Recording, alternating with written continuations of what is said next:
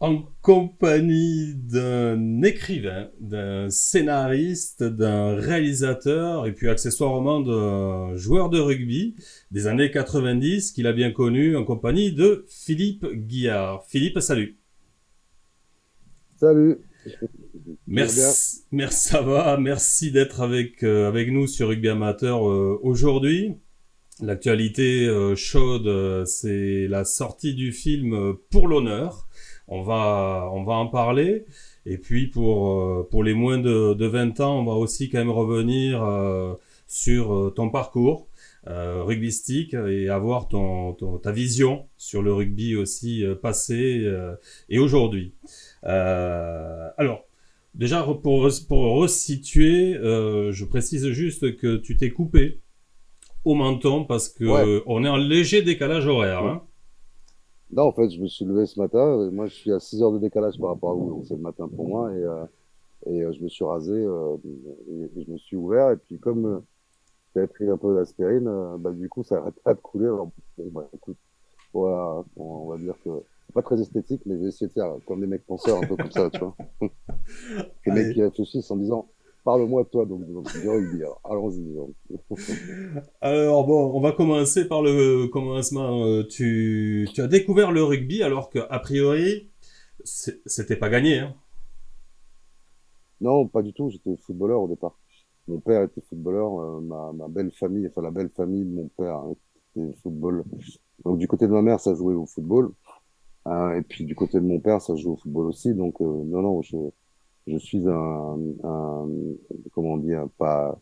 Oui, je suis arrivé à 14 ans, j'habitais dans une gendarmerie en Martinique, et il y avait des fils de militaires et des militaires qui jouaient au rugby. Ils m'ont amené là parce que c'était des mecs qui étaient du sud-ouest, quoi. Apparemment, je jouais au foot comme un rugbyman, donc ça leur a plu. Et ils m'ont mis un peu, voilà, j'ai commencé là en Martinique et j'ai commencé à jouer avec des mecs qui avaient que 30 ans quand même, tu vois, ou 25 ans. Et j'avais 14 ans, donc voilà, j'ai fait 6 mois là. Et puis il y a un mec qui s'appelle Didier Fortine qui m'a dit, il faut que tu continues, il faut que quand tu rentres en métropole, il faut que tu continues à jouer. Voilà, c'est ce que j'ai fait. Et voilà, ça a été un coup de foudre, donc j'ai arrêté le foot très rapidement, quoi. Je joue à Fontainebleau pendant 7 ans au moins. C'est-à-dire que je suis mon père est muté à Fontainebleau et on est j'ai 14-15 ans quoi, je suis cadet donc je joue à Fontainebleau dans l'école de rugby de Fontainebleau qui est une belle école et l'équipe était en division d'honneur et quand je passe en junior comme j'étais assez rapide on va dire, j'ai joué très rapidement dans ces petits clubs là comme ça quand il y a un petit jeune qui va vite on le met tout de suite à l'aile ou au centre donc j'ai joué au centre assez rapidement pendant 3 ans donc j'ai fait 5 6 ouais j'ai fait 6 ans à Fontainebleau. Et après, j'ai joué au SCUF, mais un an seulement au SCUF. J'ai été de passage au SCUF, ouais. Bon, et Mais je sais, alors sur Wikipédia, ils disent ça. Mais en fait, comme je sais pas comment on fait pour rectifier, ça me fait chier pour mes potes de Fontainebleau parce que c'est plus eux qui m'ont découvert un peu plutôt qu'au SCUF. Mais après, au SCUF, pendant un an, j'ai appris plein de choses. On jouait en deuxième division, le niveau était un peu plus haut. Et il y avait plein de joueurs qui me poussaient à partir au Racing à ce moment-là et j'avais 20 ans, quoi. Donc, le SCUF a été un élément aussi essentiel pour moi, quoi. bon, on aura parlé des deux, donc Fontainebleau sera mis à l'honneur. Tes premiers pas au Racing, bon, on les connaît un peu plus forcément parce qu'il y a eu toute une épopée qui mènera jusqu'à une première finale, puis une deuxième qui, elle, par contre, te permettra de toucher le Brennus. Alors, on a connu, pour ceux qui ont un certain âge, les bérets à Bayonne, les nœuds papes, la coupe de champagne à la mi-temps. Le Brennus, évidemment. Toi, c'est quoi que tu retiens de cette épopée? Bah, moi, je retiens le titre parce que on est tellement peu nombreux à le toucher, le bout de bois, que pour moi, ça peut pas, enfin, je retiens vraiment ça, quoi. Et en plus, la cerise sur le gâteau, je retiens le titre acquis avec une équipe de fous furieux qui sont mes amis aujourd'hui. Donc, c'est comme ma famille, quoi. Donc, quand tu atteins le Graal avec tes potes et ta famille, ben, je retiens ça, en fait, puisque ça a été 7 ans, 8 ans, 10 ans d'apprentissage, et puis au fur et à mesure, on est arrivé à toucher ce bois, quoi. Donc voilà, moi, je retiens que sans le bout de bois, notre histoire n'aurait pas eu de sens, en fait, n'aurait pas eu d'issue, n'aurait pas eu de sacre. Et quand t'as pas de sacre, ça reste forcément un souvenir un peu moins fort, quoi. Mais quand tu allies tout ce qu'on a fait, plus le titre, ça veut dire qu'on a écrit un scénario, en fait, avec une fin, avec une belle fin. J'ai arrêté en 92 et demi à peu près. J'ai fait 2 saisons de plus. D'ailleurs, en 91, je suis en demi-finale titulaire et on perd contre Toulouse l'année où les Béglés sont vainqueurs. Donc, j'ai pas du tout arrêté parce que je joue toute l'année. Et au contraire, on fait une saison de rêve parce qu'on gagne tous les matchs. On est invaincu, on est champion de France en titre et on y croit un peu trop contre Toulouse et on perd 13-12 à la dernière seconde alors qu'on doit aller en finale pour rencontrer les fameux Béglés de Moscato et ça aurait été une finale un peu rustre. Je, Donc, et après, je refais en 92, je refais une année, je me blesse et je reviens en 93 pour faire 6 mois et je dis à Robert Paparembord que je veux choisir ma sortie et je décide d'un match précis où je veux arrêter, quoi. Voilà. bon, en tout cas, je suis assez sûr de ce que je vais dire derrière, c'est que s'il y a une personne qui t'a inspiré dans le rugby, tu viens de le citer, c'est Robert Paparembord. Il a été Ouais, inspirant pour beaucoup. toi, pourquoi? Parce qu'il m'a pris sous son aile un peu. Quand il a débarqué à Paris, il nous a pris, enfin moi un petit peu aussi professionnellement, mais ça c'est encore autre chose. Mais rugbystiquement, il nous a pris tous les Parisiens. Et c'est lui qui nous a permis de nous décomplexer par rapport au fait qu'on n'avait pas l'accent du Sud-Ouest, mais qu'on pouvait aussi jouer au rugby aussi bien que. Parce qu'au départ, on avait toujours un petit peu le côté, voilà, c'est dans le Sud, c'est à Toulouse, c'est à Toulon, c'est à Bayonne qu'on joue au rugby, c'est pas à Paris, quoi. Et la preuve, c'est que à part le Stade France, les années ont changé après, mais on changé cette image. Mais moi, quand j'arrive en 82, il y a deux clubs qui se disputent un peu la suprématie parisienne, c'est le PUC et le Racing. Et le Racing n'a été champion de France que dans les 100 ans, hein, parce qu'ils l'ont été au tout début, parce qu'il y avait que deux clubs. Donc, comme il y avait que deux clubs, il y avait Le Havre, il y avait le Stade Français, et le troisième, c'était le Racing. Donc, à trois, ils arrivaient toujours à trouver un moyen d'être champion. Mais à partir du moment où le Sud s'est accaparé le rugby, il y a eu un seul titre du Racing en 59, il me semble. Donc, voilà, si on part de 1800 et quelques, donc on va dire 1900 jusqu'en 90 où on est champion, il y a eu un seul titre en 59, quoi. Donc, et peut-être trois demi-finales, quoi. Donc, on était forcément, on avait ce complexe d'infériorité puisqu'on n'avait aucun résultat, on n'avait pas un club qui avait eu suffisamment de résultats pour nous donner confiance et pour nous dire, bah nous aussi on peut y arriver, quoi. Donc du coup, on était des étudiants, voilà, on était des branleurs, des étudiants, on jouait au rugby et dès qu'on jouait contre Agen, à l'époque il y avait la suprématie, ou Toulouse et tout, on les regardait jouer un peu quand on avait 21 ans, 22 ans. Puis quand on arrivait à perdre 30 à 10, qu'on avait marqué un essai, on pensait qu'on avait fait un gros match, quoi, tu vois. Donc tout ça, Robert, quand il est arrivé, il nous a inspiré autre chose. Il nous a dit, arrêtez, les mecs, vous avez du talent.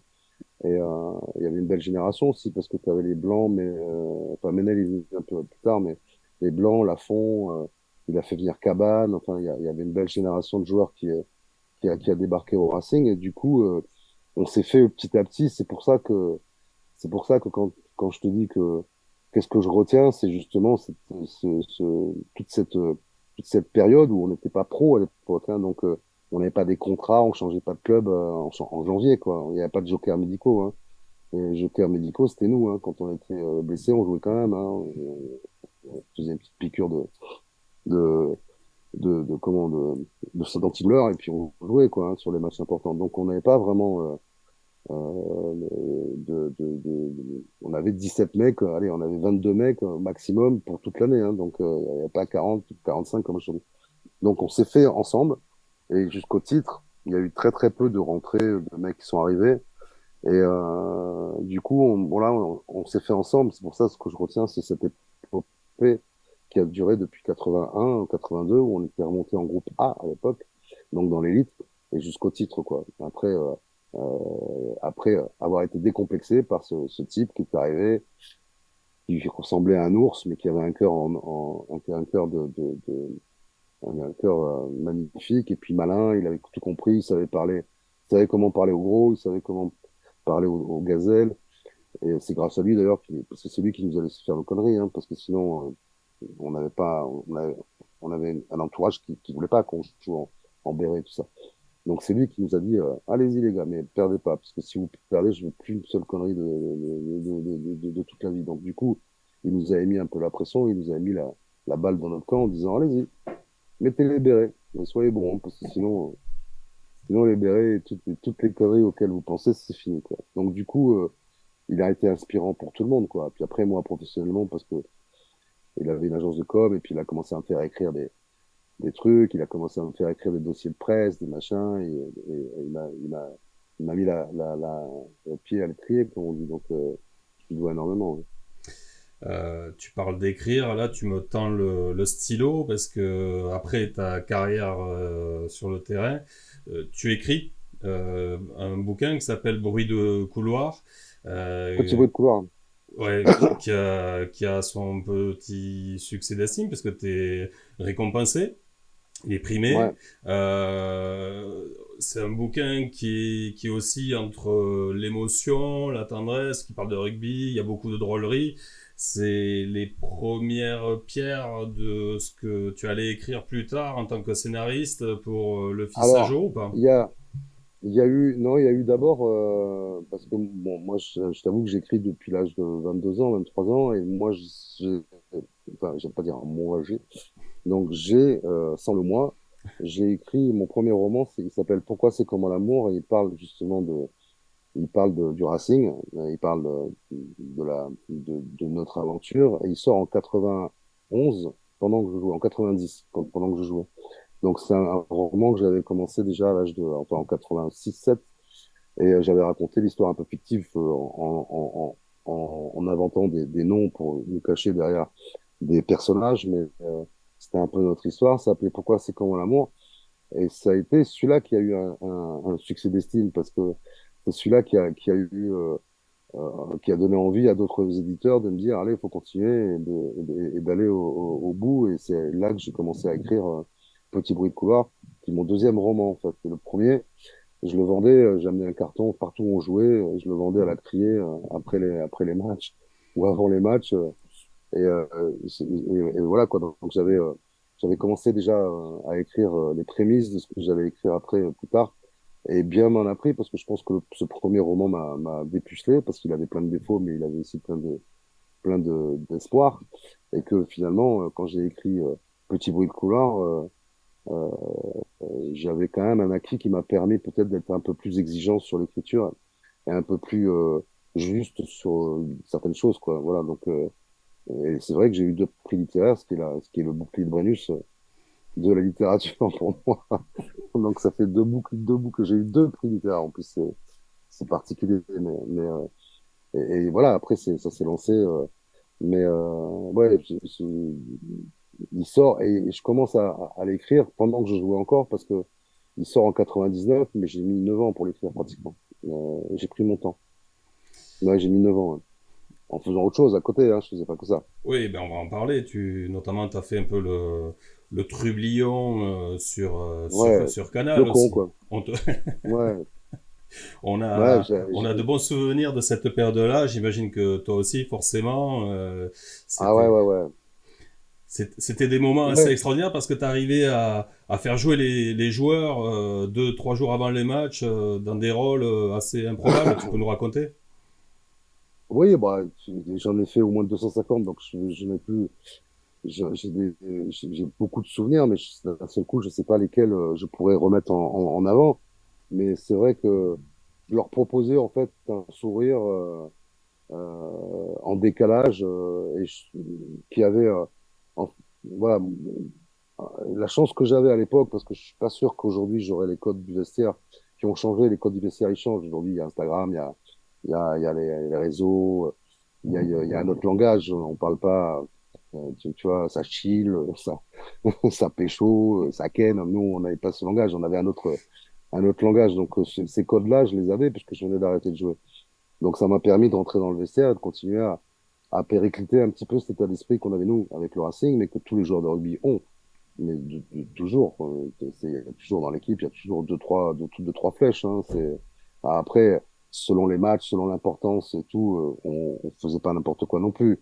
Avant les phases finales, j'avais quand même ordre de pas aller trop loin, quoi. Mais il y a des matchs de poule, bon, ben, on pouvait on pouvait déconner. Mais moi, je leur proposais en fait de faire du décalage total, mais au-delà de ça, euh, il y avait toujours quelque chose. Dans les délires, il y avait toujours une notion de dire, voilà comment sont les rugbyman. C'est-à-dire, je vous présente des mecs que vous connaissez pas, mais qui ont de l'autodérision et qui sont accessibles et qui sont drôles et qui sont malins et qui sont intelligents et qui sont pas ce que vous pouvez penser des fois en disant, ouais, les rugbyman, ok, ouais, il est bonnet et tout. Donc, moi, j'avais ça en message personnel parce que je le voyais, parce que souvent, il y a des mecs à Paris, les gens ils connaissent pas le rugby comme dans le sud, donc tu tombes toujours sur des mecs, des bobos là qui te disent ah, bah, Milan, ils sont Cliché idiots. facile.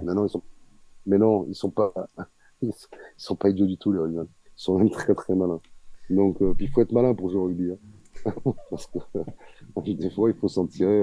Ouais, il faut être malin, intelligent, hein, pour marquer les essais en donnant la passe en arrière. Déjà, il faut être malin à plusieurs. Et puis, pour deux fois, quand tu es petit, se faufiler un peu comme Colby fait, bah, il faut être malin aussi, hein. Donc, non. Et puis devant, et puis tout ça. Donc, j'avais envie de donner une belle image aussi de ces personnes, de ces personnages. Et je crois que c'est réussi parce que tout le monde s'en souvient. Et donc, tu as écrit, tu joues devant une caméra. Est-ce que c'est ces moments-là qui t'ont donné envie d'intégrer le cinéma ou est-ce que c'est le cinéma qui est venu à toi? Pas du tout.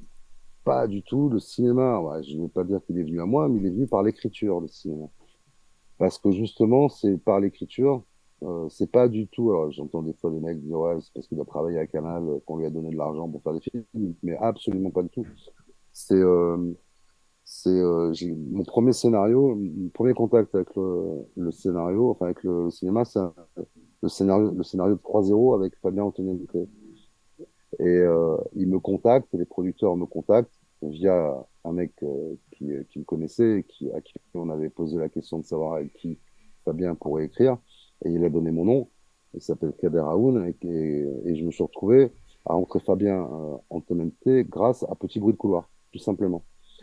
Parce que eux, ils ont lu Petit Bruit de Couloir, les producteurs, ils se sont dit, ah, ben, enfin, voilà, il y a tout ce qu'on aime, il y a de l'humour, il y a de l'émotion. Et bon, on va essayer de le mettre au foot avec 3-0. Et du coup, je me suis retrouvé dans l'aventure grâce à Petit Bruit de Couloir, mais pas du tout grâce aux conneries que j'ai pu faire à Canal. Après, ces conneries-là m'ont permis, quand je me suis retrouvé 10 ans après devant une caméra pour faire, enfin pas devant, derrière une caméra pour faire un film, tout ce que j'ai fait à Canal pendant 20 ans m'ont servi évidemment à pas être largué sur un plateau de cinéma comme je l'ai fait. Et puis bon, les gens ils connaissent pas, et toi non plus tu connais pas, mais moi, la première fois que j'ai travaillé à Canal, c'était avec mon pote Yvon Rousset, qui jouait au rugby avec nous, au Racing. Et je faisais un truc qui s'appelait la Brigade des Sports. La Brigade des Sports, c'était une fiction. On faisait deux flics à la Audiard qui pénétraient le milieu du football en noir et blanc. C'était Fernand Lino et Borsa, je sais plus comment, Borsa Bidule. Donc, et on avait toujours des guest stars, des joueurs de foot connus qui venaient toujours jouer un rôle. Et on faisait ça, ça durait 4 minutes. On a fait ça 2 fois 2 ans, c'est-à-dire 38 journées pour le football à l'époque. Donc j'ai fait 76 courts-métrages en fait. La première fois que j'ai travaillé à Canal, c'était ça que je faisais. J'écrivais, on jouait tous les deux, on écrivait ensemble. Puis après, moi, c'est moi qui réalisais plus que Yvon, mais je réalisais, je faisais les montages après avec mon monteur. Et déjà, et je mettais la musique. Donc déjà, en 93, ça s'appelait la Brigade des Sports. Et on en a fait pendant 2 ans. Et ça a fait 76 courts-métrages, mine de rien, parce que ça durait 4 minutes, 4 minutes 30, et qu'il fallait absolument raconter une histoire, l'introduire, la mettre en scène, et puis après, faire le truc à la fin où il y avait un punchline qui faisait qu'on a bien rigolé. Donc, il y en avait eu des réussites, d'autres ratés, mais c'est plus ça aussi qui a fait que quand je suis arrivé sur un plateau, j'étais pas emmerdé par l'idée de filmer les acteurs, quoi. Alors, pour rappel, tu as co-scénarisé 3-0 pour commencer. Ça a débouché ensuite Ouais, sur Camping, Camping 2, ouais, Disco. Disco, J'ai bon, hein, c'est Camping bien, je suis 3. content. Ouais, ouais, là, t'es bon, là. Là, t'as bon, t'as bon. Parce que J'ai bon, t'es bon, bon. j'ai bon. Mais on peut être bon et pas avoir bon, c'est pas pareil. Ouais, c'est vrai. Non, bah oui, mais après, si t'as pas les bonnes fiches, c'est sûr. Mais Et puis t'as Turf aussi. Oui, oui, oui, oui. Et Et puis, Camping 3, un peu, puisque j'ai servi de consultant, on va dire, scénariste sur le Camping 3. Voilà. Donc j'aurais fait un, deux, trois, ouais, cinq, six films avec Fabien, Et en tant que co-scénariste. et le moment de bascule pour devenir réalisateur, ça se joue comment? Ça se joue avec Olivier Marchal et Gérard Lanvin. Parce que quand voilà, à force de fréquenter quand même tous ces mecs-là, il y a pas mal de mecs qui m'ont dit gentiment, écoute, tente ta chance, quoi. Essaye de faire un film, puisque tu as le rugby, tout ça, petit bruit de couloir, tu pourras avoir un joli scénario à raconter. Et tente ta chance, c'est le premier à m'avoir dit, c'est Gérard Lanvin, donc ça donne confiance, ça donne des ailes.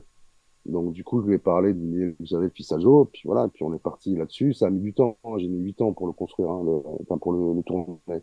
Personne n'en voulait au départ.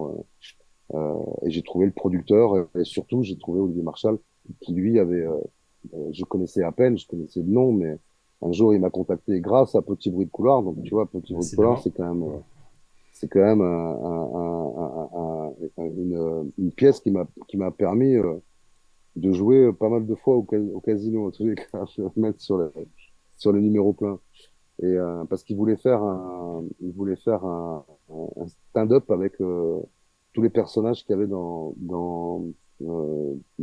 Petit Bruit de Couloir, dont Yo-Yo, enfin pour ceux qui connaissent ce recueil de nouvelles. Et c'est comme ça que je l'ai connu. C'est par Moscato, puisque il connaissait Vincent, il a dit, tiens, je veux rencontrer la Guy. Donc voilà, Vincent Moscato a dit, bah, on a fait une bouffe. Et c'est parti. Et puis moi, je lui ai parlé du fils à Joe, puis il m'a dit OK, et puis on est parti là-dessus, quoi. Mais c'était pratiquement 9 ans avant d'avoir, 8 ans après avoir pensé à le faire. Donc voilà. Mais après la réalisation, au départ, j'en avais un peu peur, mais je me suis dit, bah, si tu te mets pas en danger un peu, putain, c'est dommage, quoi. Parce que si tu fais que, voilà, quelque part, j'en avais envie. Et c'est Marshall qui m'a poussé à le faire. La, la peur, ça agit comme un moteur, tu as dit une fois. Ouais, toujours. Ouais. Bah, la pression plus que la peur. Ah, j'aime pas le mot peur parce que quand on a peur, on s'en va. Ouais, on reste, mais on est liquéfié. Donc on n'est pas, on n'est pas efficace. Enfin, le doute me plaît. Le doute te fait avancer plus que la peur. La peur te fait peur. Donc, quand tu as peur, si tu vois arriver, je sais pas moi, comment va, je sais plus quel joueur, il y en a tellement qui sont costauds maintenant. Mais et que tu as peur, tu peux pas le plaquer. Mais tu peux avoir un doute, parce qu'il est quand même costaud. Donc, je suis plus sur le doute, et c'est ça le moteur. Et puis après, tu as la pression, tu as un peu le doute et la pression. Mais si jamais tu vas trop dans la peur avec la pression, tu t'avances pas et tu fais pas les bonnes choses, tu prends pas les bonnes décisions. Quand tu as des doutes, tu réfléchis. Quand tu réfléchis, tu, la peur ne te fait pas réfléchir à bon escient. Le doute te fait réfléchir à bon escient. C'est deux choses qui sont un peu différentes. Mais c'est vrai que ouais, le doute fait partie bah, de tout ce genre d'entreprise, hein. Même le doute, quand tu fais une relance, quand Penaud, qu'on adore tous, ou Ntamak fait une relance et décide de faire une relance, ça commence. S'il a trop de certitude, il va se faire pesquer, hein. Il faut qu'il ait un petit doute. Mais c'est quand tu transformes le doute en. Il faut pas que, si tu commences par la certitude, tu peux te faire bêter si t'es sûr de toi. Mais si tu as un doute, puis finalement tu prends cette décision sans trop savoir si tu as fait la bonne décision, ça s'appelle un doute. Et puis d'un seul coup, le talent fait que tu te retrouves à faire un truc, voilà, tu perces là, puis il y a des mecs qui viennent à hauteur, et ça devient une certitude à la fin quand tu as marqué l'essai. Mais au départ, ça commence par un doute. Donc dans tous les métiers, dans le tien aussi, voilà, dans tous nos métiers, quoi. On est, tant qu'on, à la certitude, c'est le pire ennemi de l'avancée, quoi, des progrès, ouais. En tout cas, le doute a été levé à la sortie du film, puisque tu avais fait 1,2 million, tu m'avais dit, 1,2 million d'entrées. Ouais, alors, Exceptionnel je pour... dis 1,2 million et donc 90 000, ouais, c'est 1,290 000. Donc j'ai tendance à dire 1,3 million, mais en fait, c'est pas tout à fait 1,3 million. euh, J'arrive pas à arrondir totalement, non. Mais Et c'est quand même un succès colossal. Et bah ouais, tu t'y attendais? pas du tout, non. Tu Pas du tout, l'espérais? on avait fait. Non, mais même pas. J'espérais 500 000 entrées. Déjà, c'était énorme, hein. Un premier film. Donc, je l'espérais. J'espérais rien, en fait. J'espérais juste de rembourser celui qui nous a donné de l'argent, quoi. Voilà, c'était ça et vu le budget, je pense qu'on était allez, à 450 000, on avait remboursé. Donc moi, c'était ça que je voulais, c'était de ne pas avoir coûté d'argent. Mais après, le bouche à oreille a fait que, voilà, et puis d'un seul coup, on s'est retrouvé à 1,3 million et ça a un peu changé ma vie, je dois dire, mais pas mon état d'esprit, mais ça a un peu changé ma vie, pas ma vision non plus de la vie, mais bah oui, parce que d'un seul coup, j'étais celui qui a fait le premier film, son premier film, 1,3 million, il n'y en a pas beaucoup, hein. En France, tu dois avoir à peu près une quinzaine de mecs en 50 ans qui ont dépassé le million sur un premier film, quoi. Et Sur 350 films par an. Donc, ça fait voilà, d'un seul coup, tu dis, ah merde, putain, qu'est-ce qui m'arrive là? Et puis après, tu t'en rends compte parce que tu es, on te met un tapis rouge un peu partout. Et puis après, bon, le deuxième film, ça n'a pas marché. Donc le tapis, les déménageurs sont venus, ils ont roulé le tapis, puis ils l'ont remis dans le camion. Mais c'est c'est pour donc ça, voilà. c'est pour ça que tu as dit que tu avais mis du temps à le digérer, le fils à Joe. Tu mets toujours du temps sur un premier truc qui marche énormément. Et puis après, moi, j'étais en dichotomie avec mon histoire parce que je suis revenu après ça, je suis revenu à Canal. Et donc, et j'avais des producteurs qui me disaient, allez, on continue, on fait un deuxième film et tout. Et puis moi, je disais, non, non, mais moi, je suis bien à Canal, là, pour l'instant. Je suis bien, là, je suis dans ma zone de confort, il peut rien m'arriver. Je suis sur le bord du terrain, je fais le con avec des potes à moi. Je me dis pas, qu'est-ce que je vais m'emmerder à faire un autre film? Et puis finalement, tu te dis, bah ouais, bah si t'as fait un premier, bah, il faut faire le deuxième. Donc tu dis, bah on y va, quoi, tu vois.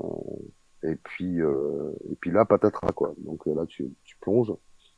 Et puis après, bah tu revois, tu te remets, tu repars à la guerre. Mais t'as arrêté Canal. Ça, moi, il a fallu que j'arrête Canal. Et après, je me suis dit que bon, ça faisait 20 ans que je faisais le con. Je voyais pas trop d'avenir à Canal parce que je voyais pas, à part la transmission, c'est-à-dire à part si on avait confié une mission de transmission pour les jeunes qui arrivent, de dire on va faire des bandes annonces, on va être créatif, on va être récréatif et tout, on va trouver des idées, des petits spots à mettre dans ce qui, je trouve, manque sur Canal aujourd'hui, dans le sport en tous les cas.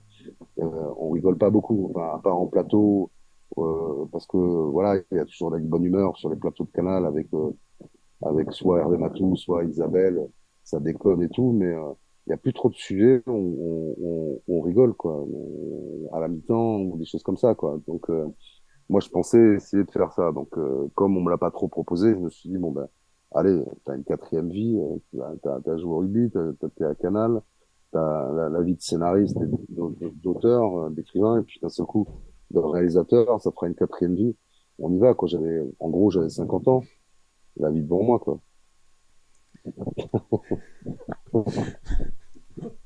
Euh, ça veut dire qu'aujourd'hui, si on te proposait de faire les gestes techniques dans le rugby pro de 2023, tu le ferais? Tu te dis, Non, c'est pas possible? non, pas à 62 ans, là, je vais avoir 62 ans dans 2 jours. À 62 ans, tu passes à autre chose, tu transmets. C'est pas moi qui ai les codes aujourd'hui. Celui qui pourrait le faire à sa manière, c'est Nance Ducoing. Parce que Nance, il a les codes. C'est lui qui fait marrer tout le monde aujourd'hui. Moi, aujourd'hui, des fois, il y a des mecs qui passent sur YouTube, des trucs, ça fait pas beaucoup de vues, hein, tu vois, vraiment, quoi, tu vois, sur YouTube, les petits journaux, les mecs qui regardent, mais si ça fait 24 000 vues, c'est le grand maximum. Donc, tu fais pas, c'est fini, c'est des joueurs. Enfin, aujourd'hui, si tu faisais Royal Cali avec Cyril Bay, ça ferait plus de vues, quoi, tu vois. Mais Hmm. parce que les réseaux et tout, mais les mecs, ils ont tendance à oublier. Tu vois, j'ai fait des trucs avec les footballeurs, parce qu'avec les footballeurs, c'est ce qui marchait le plus encore. Mais j'ai quand même fait des gestes techniques avec le balayage à la Zizou chez lui dans la cuisine à Madrid. Euh, Aujourd'hui, c'est pas avec Zizou que tu le fais, c'est avec Messi ou avec Mbappé. Si Mbappé te montre comment avec le balai, tu, tu, tu, tu mets la poussière toujours avec le balai jusqu'à l'appel, comme tu dribbles pour aller marquer un but. Si c'est Mbappé qui le fait, ça fait des vues, c'est sûr. Mais à l'époque, il n'y avait pas ça. Il n'y avait pas les réseaux sociaux et tout. Donc du coup, non, je pense que j'y reviendrai pas. Mais le transmettre, oui, mais sinon, j'y reviendrai pas. Chaque chose a... Maintenant, si tu me demandes, est-ce que tu aimerais jouer à l'aile du Racing aujourd'hui, je te dis oui, mais je pourrais plus. Ben, c'est pareil pour le reste. C'est la même Je chose. pourrais plus. C'est la même chose. Je pourrais plus intellectuellement, créativement, prendre des gifs comme j'ai pris. Je peux plus les prendre à 62 ans, quoi. Ça fait pitié, quoi. Ça fait pitié. Ou alors juste un one shot pour dire, tiens, en honneur, en hommage au grand petit journal qu'il y avait à l'époque. Allez, on va prendre des gifs, on va prendre les mêmes. Mais puis en plus aujourd'hui, si tu prends des marrons, enfin les gifs, les mecs ils sont quand même tankés. Hein, donc tu prends des gifs avec Poulet c'est pas la même que avec Casadei. Je te le dis. Bon, en tout cas, tu as continué sur la voie de la réalisation et c'est aussi pour ça qu'on discute aujourd'hui. Le film Pour l'honneur est sorti il y a quelques jours. Et j'ai souvenir, j'espère que je ne me trompe pas, que tu avais dit plus jamais un film qui parlera du rugby. Et tu es revenu. Ouais, ouais, bah oui. Mais de toute façon, à chaque fois que je tourne un film, le lendemain, je dis plus jamais je tourne un film. Donc, puis à chaque fois, j'y reviens. Non, c'est trop dur un film. C'est costaud. L'écriture, c'est autre chose. L'écriture, c'est pas dur. T'es chez toi, tu réfléchis et tu travailles. C'est du travail, c'est de la concentration, c'est du créatif, c'est sympathique. Tu vois. Et là, tu peux écrire si tu veux. Tu peux partir n'importe où, en Colombie, au bord d'une plage, si tu veux écrire. Donc ça, c'est pas facile parce qu'il faut écrire, ça veut dire séduire quand tu écris pour un film. Faut que tout le monde soit content, pour que tout le monde mette de l'argent, hein, parce que c'est pas comme un roman, un film. Hein. Un roman, ça coûte pas très cher. Hein. Si tu fais 3000 exemplaires, je pense que si tu fais 5000 euros, 10 000 euros, c'est le grand maximum. Là, on parle de millions, là. Hein. On parle de 4 millions minimum, 5 millions. On parle voilà. Donc, du coup, euh,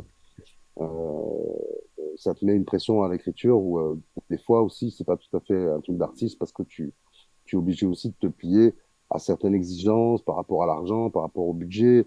Tu as des fantasmes, je sais pas, si tu veux qu'un hélicoptère arrive ici, machin, bon bah toi si t'as pas le budget, ben t'es pas Scorsese donc tu le feras pas, tu l'auras pas. Si jamais tu fais en fonction c'est comment tu gères en fonction des contraintes beaucoup plus alors à l'écriture t'as pas de contrainte. C'est une feuille de papier. Si tu veux que ton héros aille au Brésil, ça te coûte rien. Ça te coûte juste l'imprimante. Si tu veux que ton héros au cinéma parte au Brésil, c'est un tournage au Brésil. Et donc là, ça triple les prix là, tu vois. Donc les mecs ils te disent bah non, on va pas aller au Brésil. Tu vois, tu peux pas fantasmer. Moi, si je veux dans un roman que le mec il va au Brésil 3 jours, après il va en Chine 5 jours, je fais ce que je veux. Ça coûte exactement, ça coûte l'encre le même prix que l'Afrique, le même prix que de rester à Montargis. Si tu veux. Alors qu'au cinéma, ça coûte tout de suite de l'argent. Donc tu fais avec les contraintes. Donc ça, c'est un petit peu chiant. Mais après, t'as, donc donc l'écriture, elle est quand même ciblée pour que tout le monde soit content. Alors, il faut plaire, il faut séduire après les comédiens. Bon ça, à la limite, j'écris un peu pour eux. J'ai toujours les deux trois avec moi. Mais mais après, il faut aller chercher de l'argent. Après, quand tu l'as, l'argent, hein, des fois, tu as des investisseurs qui viennent et qui font, ouais, mais moi, la séquence 3 là, je la trouve un peu, et puis toi, dans ta tête, tu dis, bah, non, non, elle est très bien, la séquence 3. Et je t'emmerde, mais tu lui dis pas. Donc, tu lui dis, ah ouais, ouais, non, mais on va l'enlever, t'inquiète pas. Tu l'enlèves. Ah oui, bah ouais, tu vois, puis bon, tu la tournes quand même, parce qu'il est plus là quand tu tournes. Et après, tu l'essayes en montage. Et pour le montage, quand tu la remets, et que le mec il fait ah, mais je t'avais dit de l'enlever. Bah ouais, mais t'as vu, ah bah ouais, elle marche vachement bien. T'as raison de la mettre. Bah, je dis oui, mais tu vois, si je t'avais écouté, je l'aurais enlevé. Donc, c'est un match permanent, tous les jours. Après, sur le tour, il faut préparer. En fait, rien ne se fait sans ton accord. Rien ne se fait sans ton accord. C'est des journées de 12 heures. Alors, l'écriture étant finie, après, quand tu prépares, tu as 3 mois de prépa.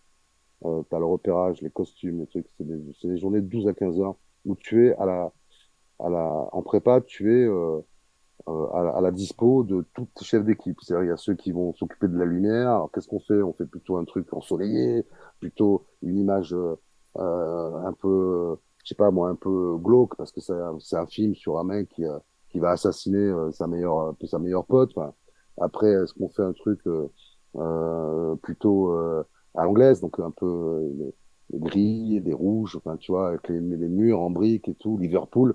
Donc déjà, tu as la lumière, tu commences à travailler avec ça. Après, tu as les costumes. Les costumes, tu as des mecs t'as une costumière. Bon, voilà, il y a au moins, là, dans le dernier, il y a 25 personnages. Comment tu les habilles? Comment tu sais? Comment cela? Bah, moi, je le vois comme ça, je le vois comme ça. Faut être cohérent par rapport à la vie du mec. S'il est dans un village, s'il a pas le temps de, hein, c'est un mec, il a toujours en surette parce qu'il est en même temps, il est entraîneur. Donc, il faut être cohérent. Après, tu as les accessoires. Les accessoires, ben, t'as une bagnole, mon accessoire, ça va dire, est-ce que tu veux qu'on mette un truc au rétroviseur? Je dis, ah, putain, j'avais pas pensé ça. Et là, il te propose 10 trucs à mettre. Alors, soit le ballon de rugby, soit le portrait de sa femme, soit. Et il faut que tu choisisses. C'est toi qui choisis tout. Toi, tu lances artistiquement des pistes sur tout, sur les accessoires, sur les costumes, sur les repérages, sur les machins, sur les bidules, sur enfin, tout. Et puis après, eux, ils partent travailler, ils reviennent, ils te font un peu des catalogues, des trucs comme ça, et tu passes des journées entières à dire oui, non, oui, oui. T'as 40 questions, tu réponds à 50 questions par jour. 50. Et puis, il faut pas lâcher, il faut pas dire ouais, non, tu dis oui, je veux la rouge. Parce qu'au moins, tu affirmes ta volonté et ta détermination. Donc, tu sais ce que tu veux. Et quand tu as une équipe, moi j'ai 80 personnes autour de moi, hein. Et quand tu sais ce que tu veux, tout le monde est rassuré. Parce que sinon, les mecs, ils sont un peu en. Voilà, c'est comme si tu es un coach et qu'à la C'est ce que j'allais mi-temps, les te mecs ils dire. te disent qu'est-ce qu'on fait, coach? Et que le mec, tu lui fais, bon, je sais pas où vous démerder, hein, parce que là, moi, là, je comprends plus, là, je sais pas pourquoi on perd. Voilà, donc, il y a un moment où voilà. Donc, si tu veux, tout ça, sauf qu'un coach, un match, c'est 2 heures, hein. Moi, c'est 6 mois, hein. Donc, et puis, dans un scénario, dans un film, t'as 160 ou 180 scènes, à peu près. Alors, des scènes d'une minute, des scènes de deux, des scènes de 30 secondes. En tout, t'en as 180, à peu près. Ça t'en fait que pendant 8 semaines, tu dois en faire au moins 7 ou 8 par jour, quoi. Et c'est un combat tous les jours, hein, pam, pam, contre la lumière, dès qu'il pleut, dès qu'il ceci, dès qu'il cela, machin, hop, on revient, là. Après, bon, tu vois, c'est de l'énergie, quoi. Et là, tu as 80 personnes autour de toi. En plus, t'as les comédiens. Des fois, les comédiens, ils sont mal lunés, donc il faut que, hein, parce que la scène, ça leur convient pas, parce que d'un seul coup, je sais pas quoi, il y a un truc, il y a un problème, il y a un problème de maquillage, il y a un truc, il y a un bidule. Voilà, t'es en même temps psy, t'es en même temps le grand frère, t'es en même temps le patron, t'es en même temps bah, voilà, tout ça, quoi. Puis, tu vas gérer. Des fois, moi, ça m'est arrivé, je vais pas te donner le nom, mais que mon assistant arrive, il me dit, bah, machin, il est dans le camion, là, il pleure, il a un problème perso et tout. Ah, putain, t'es obligé d'y aller. Tu fais, alors, mais, ouais, mec. Ouais, parce que t'as 2 heures, hein, pour la faire, la scène. Donc, le mec, s'il pleure pendant 1 heure, t'as plus qu'une heure pour la faire. Donc, parce qu'après, il n'y a plus de lumière. Donc, si tu as tout ça tous les jours, c'est un truc, c'est un match, comme je dis, c'est un match de top 14 tous les jours, sans les plaquages. Parce qu'il n'y a pas de commotion quand même, si le soir, si tu fais un peu la bringue. Mais sinon, il n'y a pas de. Mais, et donc, pendant 6 mois, t'es au taquet entre 12 et 15 heures par jour, avec 80 personnes autour de toi qui vont te poser 40 questions par jour. Et puis, toi, il faut pas que tu lâches ton film, quoi. C'est-à-dire que tu as un truc, tu as la scène. Des fois, tu changes des trucs. Donc, le lendemain, tu te lèves à 5 heures parce que la scène que tu as changée, elle est après la scène que tu vas tourner aujourd'hui. Et il y a une nouvelle info. Donc, si tu l'info, si tu la mets pas aussi dans celle-là, ça sera pas cohérent après ce que tu as changé. Donc, tous les jours, tu fais 15 heures par jour. Tu fais 18 heures. Tu n'arrêtes pas de penser à ton film, à tout, quoi. Donc, c'est épuisant. Donc, c'est épuisant. Et après, tu es en montage, c'est là où tu es un peu plus cool. C'est là où tu te rends compte que tu as fait de la merde, que tu as 2 heures de film, qu'il va falloir en enlever une demi-heure. Tu te dis, putain, mais pourquoi j'ai pas tourné là comme ça? Voilà, si j'avais fait ça, mais comment j'y ai pas pensé? Donc, tu n'as que des frustrations. Et puis après, au fur et à mesure, ton monteur, parce que moi j'ai un monteur, c'est la classe, donc au fur et à mesure, il commence un peu à trouver des idées, des trucs, voilà, pour faire des raccourcis, des machins. On fait des petits clips, ça commence à ressembler à quelque chose. Tu retournes un petit peu à mon ton film. Sinon, pendant 3 mois, le montage dure à peu près 4 mois. Pendant 2 mois, t'es en dette totale parce que tu dis, mais c'est une merde que j'ai fait. En fait, c'est une grosse merde. Donc après, tu commences après, bon, après, moi, c'est mon fils qui fait la musique, et donc je suis très proche avec lui. Donc puis après, t'as la musique qui commence à arriver, ton film commence à prendre corps, tu retombes amoureux du truc, et après, il sort. Et c'est 2 ans et demi, quoi, tu vois, de ta life à penser qu'à un truc qui va durer 1h37. Voilà. Donc c'est quand même, au bout d'un moment, moi, j'en ai fait 3 en 4 ans, là, tu vois. Je suis babysitter, j'adore ce que vous faites, et pour l'honneur. Euh, ouais, ouais, à Canal, bisounours, hein. Le Canal, un match par semaine, excuse-moi, le petit journal, une fois par semaine. Je partais le mercredi, je faisais 2, 3 conneries. Le jeudi, j'avais, allez, 6 heures de montage. Après, le vendredi, je partais pour être sur le terrain. Le samedi, bon, je lisais l'équipe, voilà, je déconnais, je voyais mes potes. J'étais très bien payé. Ah, rien à voir, hein. C'est du boulot, hein, mais je rigole. Ouais, j'ai des potes, moi, qui viennent, qui me disent, bah, tiens, on va venir te voir en tournage. Ils font 3 jours, ils me font, ah ouais, ah bah ouais, parce que, je te dis, c'est que, voilà, évidemment que quand tu fais une finale à Canal, t'as toute la semaine, c'est faire descendre, tu fais plein de trucs, bam, bam, bam, tu vas, les journalistes, ils partent à droite, à gauche, ils suivent, et ça dure une semaine. Moi, je fais ça pendant 6 mois, quoi. 6 mois, tous les jours, je fais une finale de top 14 avec 80 personnes autour de moi. Je peux te dire, ouais, pour envoyer quoi. Les retours que l'on a, nous, sur Rugby Amateur par rapport au film, oui, on peut confirmer que les gens apprécient la tendresse, l'humour et l'histoire. Parce que, bon, on va quand même rappeler en quelques mots que c'est inspiré d'une histoire vraie qui est arrivée en Italie, de migrants qui cherchaient à Qui trouver débarquent. une terre accueillante. Ouais, enfin non, c'était parce que les CADA, ce sont des arrêtés préfectoraux qui t'imposent dans un village l'arrivée de migrants, quoi. Donc c'était le cas dans ce village en Italie. Au départ, ça se passait mal, et puis avec l'équipe de foot, l'intégration s'est faite, le lien s'est fait. Donc nous, on l'a fait un peu différemment parce que il n'y a pas le derby en Italie, c'est une équipe de foot lambda. Là, il y a en plus le derby, il y a en plus le derby du centenaire, donc il y a le pittoresque du rugby amateur, et il y a le pittoresque aussi du rugby, enfin, du regard de ces gens qui débarquent, qui voient des personnages comme Casquette, comme Dédé, qui se disent, mais ça existe pas, ça, normalement, en principe, quoi. Donc, du coup, c'est le croisement, la rencontre de deux mondes, un monde qui est malheureusement en souffrance, et puis un autre qui a l'impression d'être en souffrance, mais en fait, ils sont pas en souffrance, ils sont en pittoresque, quoi. Et, euh, et ils se rendent pas compte que le courage, c'est plus ce qui vient d'arriver dans le village que de jouer un match de rugby. On a été contacté par un club dans le nord de la France, le club d'Armentières, Ouais, qui a un joueur qui est malien, pardon, et qui était bloqué sur Calais. Et il était dans un centre exprès hein, pour les gens comme lui qui étaient en instance de trouver une terre d'accueil nouvelle. Et ben écoute, figure-toi qu'il y a eu une initiation de rugby dans son centre. Et ça, c'était en 2019. Et j'ai été contacté par le coach et par le président du club il y a quelques jours. Et le fameux joueur en question, puisqu'il est devenu joueur du club, s'appelle Abdallah. Il fait partie du ouais. club. Il a fait une formation.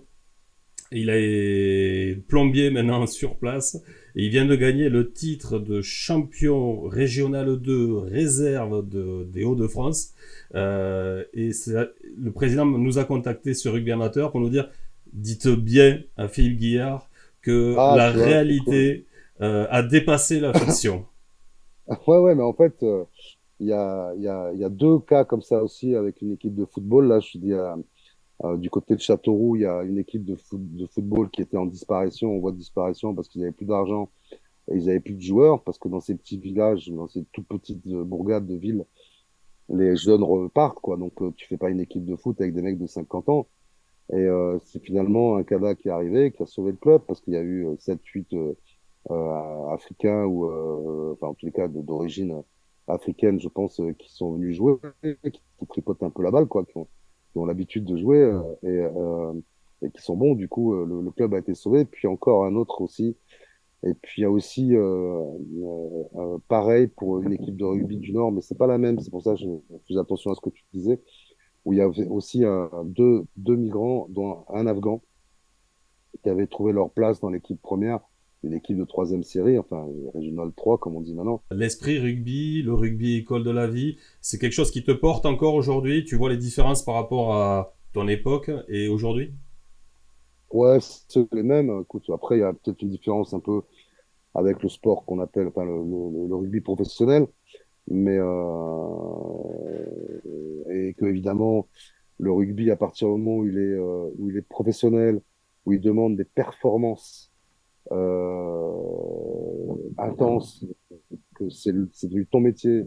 Évidemment, les choses, les rapports changent un petit peu, mais quand tu vois l'équipe de France aujourd'hui, elle est totalement l'image du rugby en général, puisque pour la moitié d'entre elles, pour la moitié d'entre cette équipe, il y a la moitié d'entre eux sont des mecs qui viennent du village, hein, qui viennent du rugby de village, de clocher, et qui ont eu la chance d'avoir plus de talent que d'autres pour arriver à ce niveau-là, mais on voit on voit sur le terrain qu'ils ont une notion assez, ils sont très, une notion très saine de ces valeurs-là, parce que, en tous les cas, sur le terrain, ils le prouvent.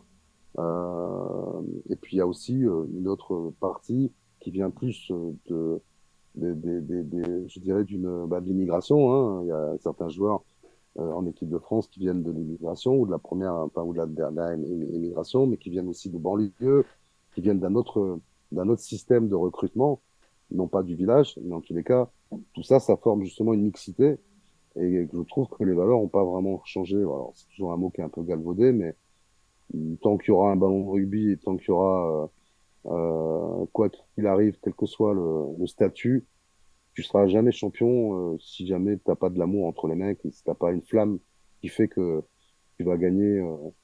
Là aujourd'hui, c'est celui qui va, enfin le top 14, c'est celui qui aura le plus la flamme pour les trois derniers matchs qui va être champion, hein, parce qu'ils se valent tous. Hein. Tu fais 10 matchs, ils se valent tous. Hein. Aujourd'hui, La Rochelle, Toulouse, c'est blanc bonnet, bonnet blanc. Hein. Et Racing, Stade Français, t'as vu, ils ont perdu chez eux, ils sont allés gagner là-bas à l'extérieur. Donc les clubs, ils se valent énormément. Hein. Tu vois le nombre de points qu'il y a de différence sur les matchs entre le dernier et les mecs qui sont dans les trois premiers. Il n'y a pas énormément. Hein. C'est, euh, donc non, je trouve qu'il y aura toujours ce besoin d'avoir la flamme supplémentaire, de s'aimer un peu. Et donc du coup, c'est ce que représente le rugby en général, c'est la fraternité, la solidarité. Et, euh, du coup, si jamais t'as pas ça, bah tu t'es pas champion. Moi, je crois pas que tu sois champion si t'as pas ça. Bah écoute, en tout cas, c'est des valeurs qu'on retrouve dans ton dernier film, pour l'honneur, Ouais, avec en allez le plus, voir. allez le voir évidemment, mais Allez le en voir. plus, je vais rajouter pour ceux qui sont pas au courant qu'il y a une très belle chanson de Francis Cabrel à la fin et Ouais, une très belle intro de de Daniel Daniel Herrero. Herrero. En fait, tu t'es pas trop Ouais, trompé dans le casting. c'est un film du Sud. C'est un film du Sud. Eh bien, C'est un écoute, film du Sud. on est nombreux à être allés le voir et on va aller le voir encore pour toute la communauté du rugby amateur. Tout le monde est prêt à aller voir ce film-là. On te remercie. Un dernier mot peut-être à la Ouais, communauté du rugby amateur. bah que il représente 90% du rugby, donc il faut pas qu'il lâche, hein. Parce que le rugby pro, c'est 34 équipes, hein. C'est tout. Enfin, même pas 14 et ouais, c'est ça pratiquement. Ouais. Mm. Après, national, ça commence à être semi-pro un peu, mais eux, ils représentent le rugby amateur, c'est le vivier, hein, c'est la force, c'est la racine du rugby pro. Donc, ils sont 80%. Hein. Donc, il faut rien, il faut pas qu'ils lâchent. Hein. Mais je les félicite parce que parfois, ça va pas être facile, vraiment quoi. Pour terminer, on conclut là-dessus, mais je peux t'assurer que quand on a dit qu'on allait faire une interview de la Guille, beaucoup nous ont dit demande-lui s'il y aura le fils à Joe numéro 2. Ouais, j'y pense. Ouais, je commence à y penser parce que tout le monde me le dit. Sauf que maintenant que ce film qui est un peu quand même sur le rugby, s'il marche pas, les producteurs ils vont faire bon laisse tomber le rugby, là. On va faire on va faire autre chose. Mais après bon le Fils à Joe c'est un peu c'était un peu c'est comme on dit, une franchise, quoi. Mais On en reparle dans peut-être 5 il ans. faut que je vois. Non, non, si je le fais, c'est là, dans les 2 ans qui arrivent. Dans 5 ans, j'aurais plus envie, je crois. J'aurais 70 ans, presque 67 ans, j'aurais plus envie, je crois. J'aurais plus envie. Bah écoute, Bon, c'est nombreux sont ceux qui vont attendre bah, la nouvelle. c'est gentil. Ça allait, c'est gentil. Ben, je vais réfléchir, j'ai Bon, promis. super. Lagui, merci pour ta gentillesse, Ouais, ta merci à toi, Jean. disponibilité, et puis on se dit à bientôt. Ça marche. Allez, gros bisous. Ciao. Ciao. Merci.